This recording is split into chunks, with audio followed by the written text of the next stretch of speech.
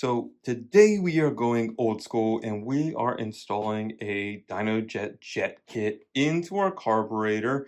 This happens to be on the Kawasaki 750, but you can put a jet kit in anything. You could put it in a quad that's a single or a two-cylinder. You could put one in a Harley, which is usually a two-cylinder. You could put it in a dirt bike, which is a one-cylinder or four-cylinder. And let's just take a little look. It doesn't have very much in the single stage kit, but it does make a lot of difference in your acceleration because you're going to get a different spring, which is going to move the slide for air. So we have to install these new springs, and we have to figure out which jets we want to use for which system and how much airflow we're going to get through these jets and how much we're going to put through our needles. So we have a needle here, and then we have the little E-clips and shims. So if you want a certain jet, then we have to clip it up higher to get more airflow. We are just gonna go in the middle because I don't know what the bike has different things done. I know it has a full Muzzy kit all the way back from the header back, so we're gonna go in the middle, which I think would be the safest. So I'm going to go ahead and put some of this together and show you how to do it. And then we're going to go ahead and install it just like you would a regular kit.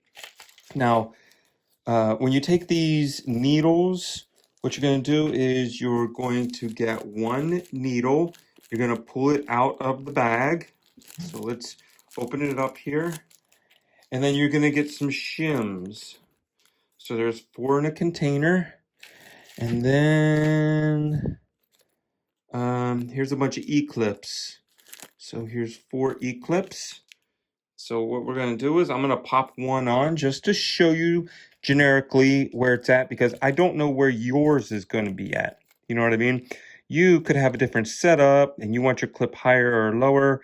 And I don't want you to say, oh, well, Damien said to put the clip on number 2, but now my bike is running different because I only had a slip-on. I didn't have a full set, you know, a full exhaust. So let me get this dang clip. Okay, so let me see if I can get it on my finger here. Oh, it's got some plastic on it. I want you to see it clearly. Okay, so this is an E-clip, and you see these little rings. We're gonna push it on. I'm gonna go in the middle just so I can kind of show you where we're at. So I will put it in the middle here and just pop it on.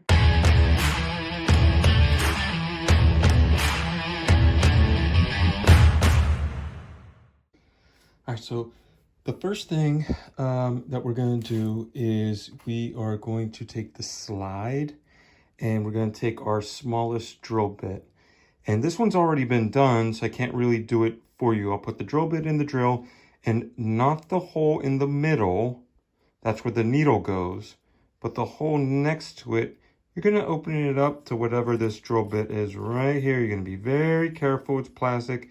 And just do it a little bit. And then you're going to clean this very well with just some water and get any little pieces of plastic or whatever out of there. You can blow it with some air if you have an air compressor or whatever. You're going to do all 4 of these, and then you don't need this drill bit anymore. And then there's one more piece for drill bits, and then we're done with that. It's always a little hectic when you're doing drill bits, right? So this one has already been done, or some of them don't even come with it anymore.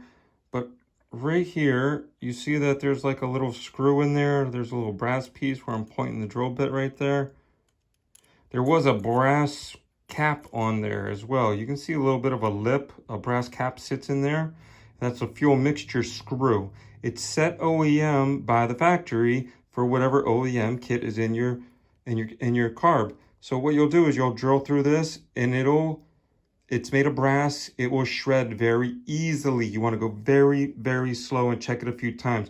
Because if you go all the way down and you rip the top of that one little line for a straight screwdriver, a flat screwdriver to go in there and you're just going to be done. It's going to be very hard to get out. You're going to have to extract it. You could damage it. You don't want to do that. Go very, very, very slow. Then you can, once you crack the top, you can pop the plug out. So these ones are already done from the jet kit that was in here a while ago. Now you're done with all of these. You don't need to stress about any of that anymore.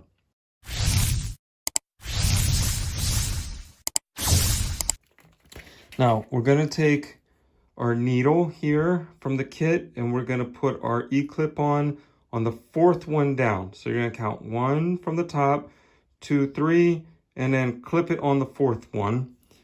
And then we get a bag with some shims. You're going to put 2 shims on the top of each E-clip. Now this is for this bike only. If this was a 900, you might get the same needle and it says put it on the 5th one and only use 1 shim.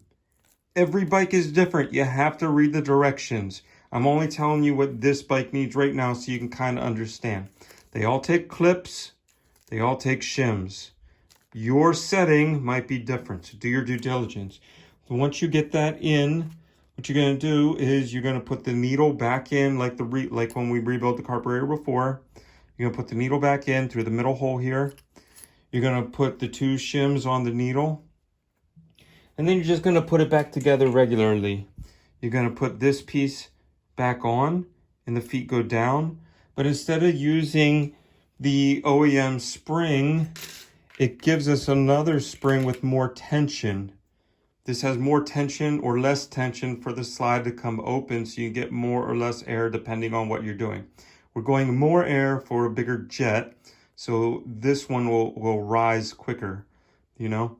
Then you're just going to put the new spring on, slide it in the proper hole, and then put the cap on. Then you're completely done with this side. You've changed the needle with the E-clip and the spacers. You've done everything you needed to do. You put the new spring in, you put it back together. Now on the other side is a little bit easier. So ours is completely gutted right now because we're doing a full rebuild kit, but yours will still have everything in it. All of your stuff will still be inside here. All these goodies, the float and everything. All you have to do is take the old pilot jet out and unscrew that from the jet holder or the needle jet, the long piece. It's going to be right here in the middle. You're going to have a little jet on top. Then you're going to put the jet in. Now, 132 on the inside or 134. It's different size jets. So because the gas goes might hit these 2 first, it might need less. And then for these 2 to catch up, because the gas goes farther, it's just like a half a hair more. But I'm going to look just in case because I want to verify. But you're going to put different size jets. So if it's a 132 here, 132 here, it'll be 134 here. If it's a 136 here, 136 here, it'll be 138 there, and a 138. You know what I mean? If it's 140 with these 2, it'll be 142 on these 2. I don't know why. It's just the mixture comes out fine. I don't think OEM does that. I think they're mostly all the same, but every bike's a little different. Then you've changed the jet. You've taken the drilled the hole out of here. You can change the fuel mixture setting now. You're going to put everything back.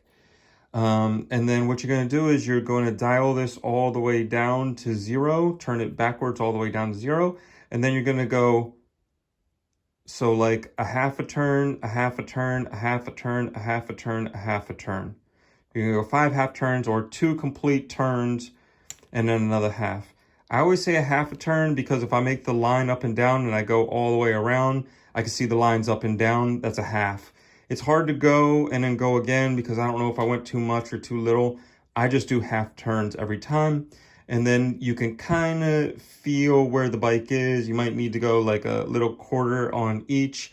What I would do is I would use something that has mercury balls in it and set it up each one to each air. And then you just twist them and you can see where the ball rises, and each one's like at a certain CFM. If you get them all to 50, you should be the same, you know? So that's basically about it for the jet kit. If you guys have any questions, please leave a comment down below. I will help you out as much as I can, or help you to point you in the right place for some research. Now remember, this is only a stage 1. Stage 2 has different options, and there is even a stage 3. But this one is just to get you a little bit more gas and air. I would only do this if you change the exhaust. I wouldn't do this if I didn't change the exhaust. It'll feed too much gas into your bike. You'll be running really rich. You'll probably have a bunch of pops and fireballs come out the exhaust, and you just don't want to do that. You don't want to burn up your valves by running too rich. Only match what you need to. If you want to go faster after that, you can change your sprockets, but that'll be a different video. If you wanted to learn how to change your sprockets to get more acceleration or a higher top speed, please leave a comment in the box down below, and we will make a video for you. Have a great time riding, guys. Hit that subscribe button, leave a like and a comment. Tell us what you want to see next on motorcycles, and have a great ride.